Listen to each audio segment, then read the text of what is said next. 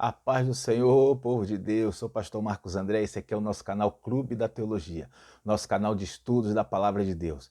E aqui também, nós vamos ver aí um foco para a Escola Bíblica Dominical e nós vamos a esse vídeo, a sutileza da banalização da graça. É o tema da lição, a revista da CPAD, é a lição de número 2, aí para este próximo domingo, tá bom? A sutileza da banalização da graça.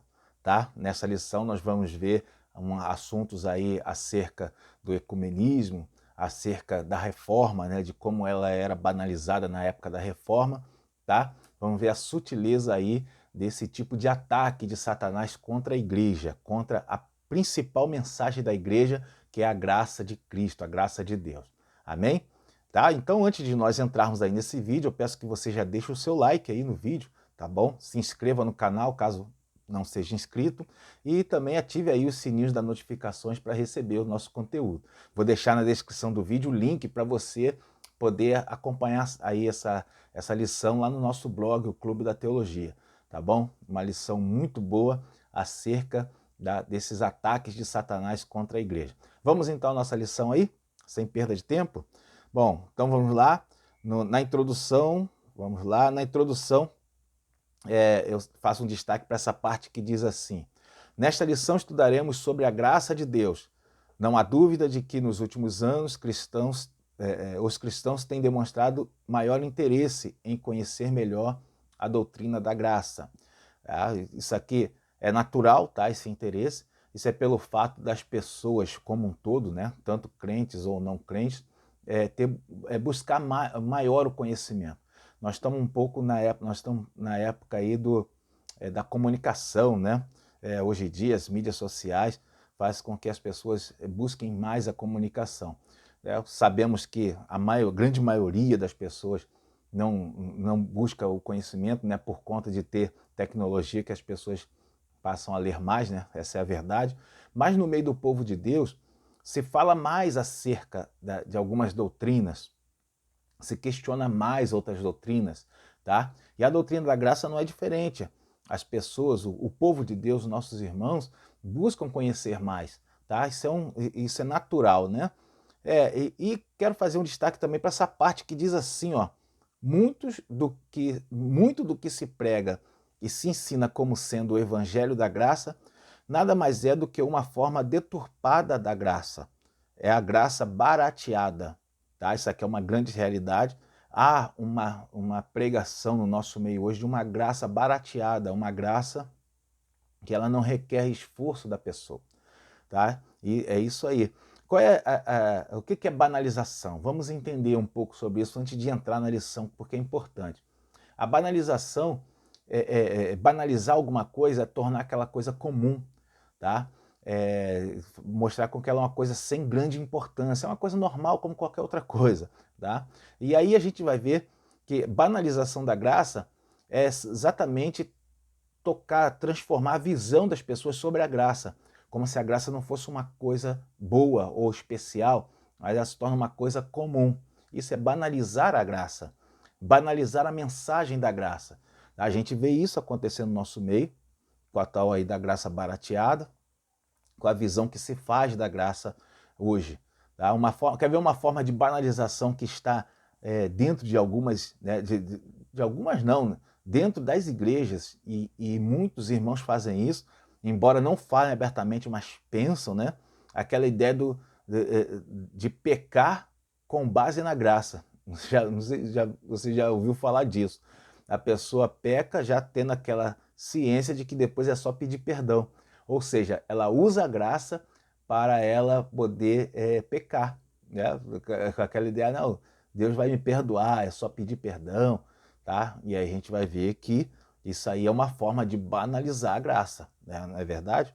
Bom, continuando então, vamos aí para o primeiro tópico, tá? Lembrando a você, se ainda não deu o seu like aí, não esqueça, deixa já o seu like aí no nosso vídeo, isso aí ajuda a promover aí esse material, a estimular, né? A plataforma do YouTube vai impulsionando conforme os likes que vocês deixarem aí. Tá? E deixa um comentário para a gente, faz uma pergunta aí, vamos estar aí respondendo, sempre falando com os irmãos tá? Bom, o primeiro tópico é compreendendo a graça. Compreendendo a graça. O primeiro subtópico aí, a graça é divina, tá?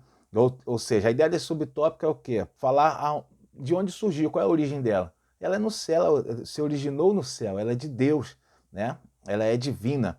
Nesse subtópico eu quero fazer eu quero fazer um destaque para essa parte que diz assim, ó, o testemunho bíblico é que aprove a Deus salvar os homens. Isso significa que a origem da graça, bem como a iniciativa da salvação, é ato de Deus. Amém? Por isso ela é divina, porque ela é um ato de Deus. Você pensa por um lado assim, Deus ele podia ter aniquilado a raça humana. Quando pecou lá, né, no Éden, depois ela se corrompe em Gênesis 6, Deus podia ter acabado com toda a raça humana e feito uma outra raça, né? Deus podia fazer isso. Mas por que Deus não fez? Pelo amor que ele tem a nós. Deus não, nós seríamos apenas como ratos de laboratório, né? Não deu certo essa experiência, aí faz outra. Mas Deus não pensa assim sobre nós. Então, ele manteve a raça humana e aí ele traça o plano que é o plano da graça, né? O plano da salvação, aonde por meio do Senhor Jesus viria a graça, né? Que é para trazendo a salvação para todos os seres humanos. Amém? Continuando então aí, vamos para o segundo subtópico, que é a graça é imerecida, tá? Então ela é divina e ela é imerecida. O que significa isso? Nós não a merecemos. Deus, aprove a Deus fazer isso e nós não merecemos essa graça, tá? Olha só, vamos ler isso daqui, vamos ler essa parte pelo menos que diz aqui, ó, a graça é um favor imerecido. Isso significa que ninguém a merecia e nem tinha como merecê-la de fato. A Escritura diz que não há justo nem sequer, nenhum sequer, tá? Romanos 3,10. Tá? Isso aqui é o seguinte, todos pecaram. Se a graça fosse por merecimento, o céu ficaria vazio, porque nenhum de nós merece a graça. Nenhum de nós merecemos. Por isso, somente Deus poderia nos dar esse benefício. Olha o que Jesus falou sobre isso. Em Lucas 18, verso 26, diz assim, ó, 26 e 27, diz assim, e os que ouviram isso disseram, logo quem pode salvar-se? Mas ele respondeu, as coisas que são impossíveis aos homens são possíveis a Deus. Tá? Porque para o homem é impossível ser salvo. Não haveria possibilidade para nós sermos salvos. Tá bom? Só Deus pode nos salvar. Tá? Isso aqui não haveria como nós nos salvarmos. Né? Ninguém pode salvar a si mesmo. Você imagina, eu até faço um comentário sobre isso no tópico anterior, você imagina se a pessoa que está se afogando, como é que essa pessoa pode ser salva? Só se alguém for lá e jogar uma boia para a pessoa, ou pular na água e tirar a pessoa, precisa de alguém de fora para poder salvar. O ser humano não poderia ser salvo. Tá? Ninguém poderia ser salvo. Ninguém merecia ser salvo. E aí a gente vai entender por que foi necessário Deus enviar o seu Filho para nos salvar. Tá? Continuando então, vamos para o subtópico 2. Nesse subtópico, o tema do tópico 2, perdão. O tema desse tópico é a graça no contexto bíblico. Tá bom? Esse aí é o tema do tópico 2. E o primeiro subtópico é a necessidade da graça. Bom, vamos fazer um destaque aqui para essa parte que diz assim, ó, uma das doutrinas mais bem definidas e claras nas Escrituras é referente à queda do homem.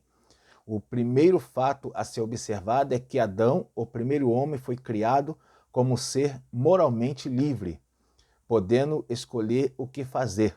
Né? Então, esse fato aqui é importante porque o ser humano ele não foi feito como um fantoche. Tá? Não foi feito como um boneco que ele não tivesse escolha. Não, Deus deu a Adão escolha.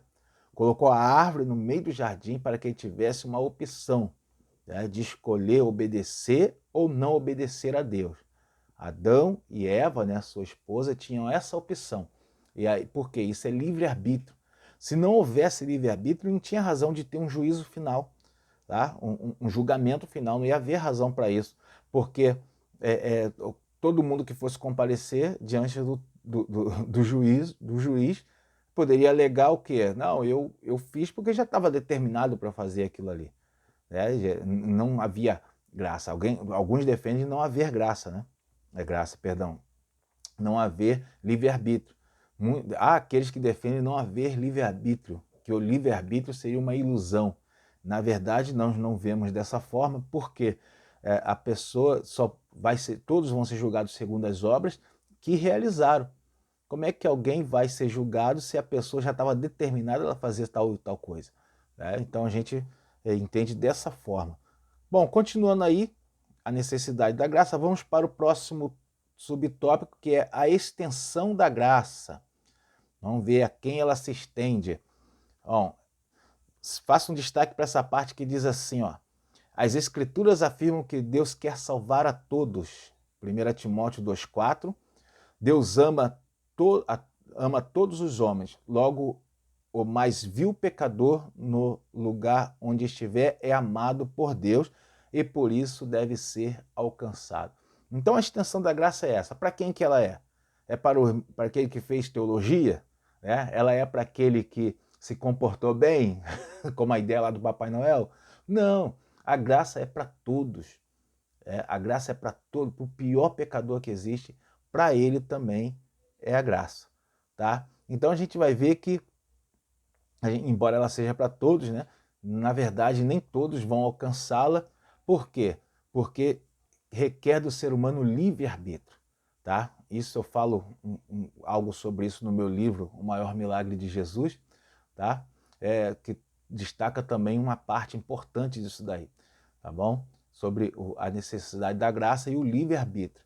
Né? A graça é para todos, mas nem todos vão tê-la por causa do livre-arbítrio. Essa é a realidade. Tá? Bom, continuando então, aqui faço um destaque também para essa parte que diz assim, ó: ela é universal, contudo essa graça não é universalista. Uma coisa não tem relação com a outra. O universalismo prega que todos, independente de credo, religião ou arrependimento ou comportamento, serão salvos. A ideia do universalismo é o quê? Que a graça veio para todos, independente do que a pessoa fez ou decidiu fazer ou que vai fazer daqui para frente. Ela teria salvação também. Isso é universalismo. Com base nesse tipo de afirmação, muitos têm elaborado uma chamada doutrina ecumênica, que seria a união das religiões, tá? Com base na ideia de que todos os caminhos levam a Deus. Então existe esse tipo de doutrina ecumênica, ela já foi muito falado anteriormente, hoje ela já não é mais muito divulgada, porque ela acaba não sendo boa nem para as outras religiões, nem para os evangélicos, para ninguém. Né? Porque o ecumenismo ele vai bater numa barreira que muitos não querem mexer, que é a chamada a dogmática, os dogmas. Ninguém quer mexer em dogma, tá? Que é os ritos que caracterizam a religião de cada um. Ninguém quer mexer nisso. Tá? Então o ecumenismo ele acaba se perdendo em ideias filosóficas que não têm fundamento. Tá bom? Isso seria o universalismo e nós não entendemos dessa forma. Entendemos assim: a graça é universal, mas ela não é universalista, tá bom? Ela é para todos, mas nem todos vão alcançá-la, porque requer que a pessoa que queira, né, ela tenha faça uma escolha e assim ela vai entrar nesse caminho da graça, que ainda não é a garantia da salvação. O impressionante é isso, porque eu que recebi a graça, eu tenho requisitos a cumprir para que eu tenha essa graça comigo, tá bom? Então isso é importante, né? Esse conhecimento aqui é muito importante, para que ninguém baseie a sua vida, baseie uma vida de pecado na graça. Essa é a ideia, né? Ninguém pode pecar achando que a graça vai salvá-lo. Se não houver arrependimento, não vai ter salvação. Continuando então, no tópico 3, o tema desse tópico é a graça no contexto da reforma, muito interessante, né? Vamos falar aqui sobre a reforma de Martinho Lutero lá no século XVI, e aqui vai falar sobre como era a graça lá naquele período. No subtópico 1, o tema dele